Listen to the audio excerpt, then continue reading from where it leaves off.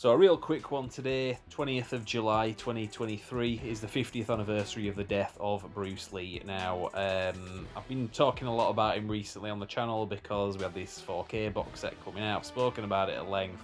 You can see separate videos for that. In this one, myself and my co-reviewer John were talking about another film, and we thought before we start recording that, we'll do this very short video to talk about Bruce Lee to commemorate the 50th anniversary of his death. So that's kind of what this video is about. It's pretty short, but to the point. So hope you enjoy anyway. So we're going to do a video later on talking about Sound of Freedom, and it's a bit of a dark subject matter. So we thought we'd do a very quick, lighter tone video talking about Bruce Lee, because this week we had this 4K set come out from Arrow Video. It's very nice. There's a specific video about it separately, so we don't need to get into the specifics. But it's 50th anniversary today that he died, so it was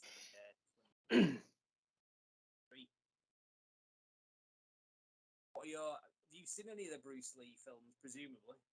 Not for many years, but I'll be interested to see the last time I think I saw the Bruce Lee films, it would have been on VHS quality, and I've never been somebody who has been overly influenced by the martial arts films. For example, I like Quentin Tarantino, but I've seen his films multiple times.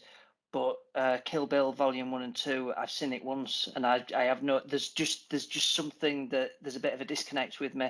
But that's not to say that they haven't had a massive influence, because they have had a huge influence. Bruce Lee, before he started doing his own stuff, came into it. He was effectively he was a stuntman, wasn't he? Before he got his own roles, and then he was also in the Green Arrow.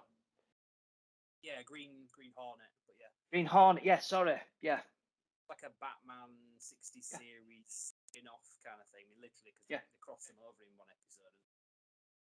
Yeah, he did 4.5 films because he complete Game of Death, while somebody else went back and completed afterwards. That also is included in this. I don't know if you know this. Well, you see the list of the films there, but I don't know if you know this. But in Game of Death, that's the one that they completed about 7 or 8 years after he died. They actually show, this is how desperate they were for footage of him to put in the film. They actually put footage of his open casket funeral in the film. So there is Bruce Lee dead acting in the film. It's just like the most cringy, like tasteless thing ever. But it's an alright film. It's definitely a guilty pleasure. That's a bizarre thing, but it's very similar to how Ed Wood finished off. I think it was Plan 9 from Outer Space by basically Bela Lugosi died halfway through, and then he was getting people who were in no way resembling Bela Lugosi to play Bela Lugosi. It was like really surreal moments in movies. Yeah, but it's a really great box set anyway, this, and I talked about it on the channel, but I just wanted to do a quick video just today because we're gonna do a pretty dark video next. So we're talking about Sound of Freedom because that's big news. So I'll cut it short there anyway. Like I said, just wanted to put that. So I'll get that up later on. So check back. I was just going to say rest in power, Bruce. Yeah, awesome. Right, I'll end it there. So, kind of running out of things to say about Bruce Lee now. Not like an expert or anything, but of course I've been covering the news and developments with regards to the 4K Blu-ray that came out last Monday, the 17th of July. Obviously, we still have the Enter the Dragon 4K Blu-ray to come out in early August. So I might possibly talk about that as well. But if you want to check out the videos previously talking about this with all the news and so on, I did so. We have a playlist on the channel for Bruce Lee, but also I did a review of the unboxing of the thing. Somebody has asked to do a specific video about each disc. Well, I did do that in the news about the thing prior to it coming out.